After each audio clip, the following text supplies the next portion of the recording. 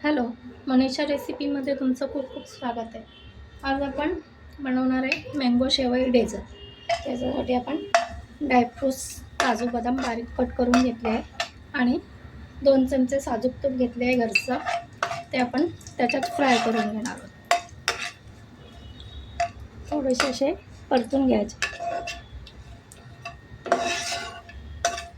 आणि त्यामध्ये आपण एक छोटी वाटीभर शेवया घालणार आहोत.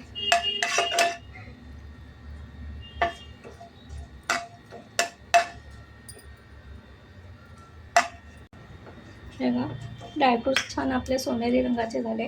आता आपण शेवई घालून घेऊ आणि ते पण छान सोनेरी रंग होईपर्यंत परतून घ्यायचे. आपण साईडला दूध गरम करत ठेवलेलं आहे.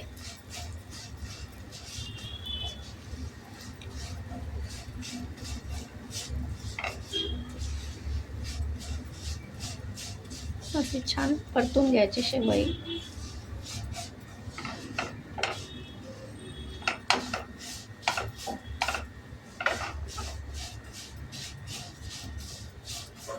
हे बघा, आपल्या शेवया मंद गॅसवर आपण अशा सोनेरी कलरच्या करून घेतलेल्या आहे.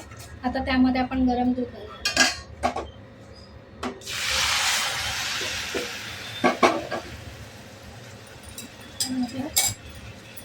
परतून घेणार आहेत त्याच्यामध्ये. आता यामध्ये आपण अर्धी वाटी साखर घालणार आहे, पण आपल्याला याच्यात मँगोचा ज्यूस घालायचा आहे. पल्प करून ठेवला आहे तो घालायचा. आता हे उकळून घेऊ आपण. हे बघा, अशी शेवयांची खीर आपली उकळत आहे. आता यामध्ये आपण एक आंब्याचा रस मिक्सरवर बारीक करून घेतलेला आहे, तो नंतर घालायचा आहे. शेवयाची खीर पूर्णपणे गार करायची आहे, नाही तर आंब्याचा रस फाटण्याची शक्यता असते दाट. पूर्ण आपण खीर गार करून घेणार आहोत. आता या स्टेजला आपण गॅस बंद करून घेऊ. हे बघा, शेवयांची खीर अगदी गार झालेली आहे छानपैकी. आता आपण ती बाउलमध्ये काढूया आणि मग त्यात आंब्याचा पल्प टाकूया.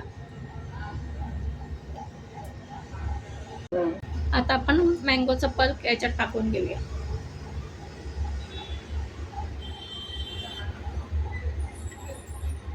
आणि मिक्स करून घेऊया.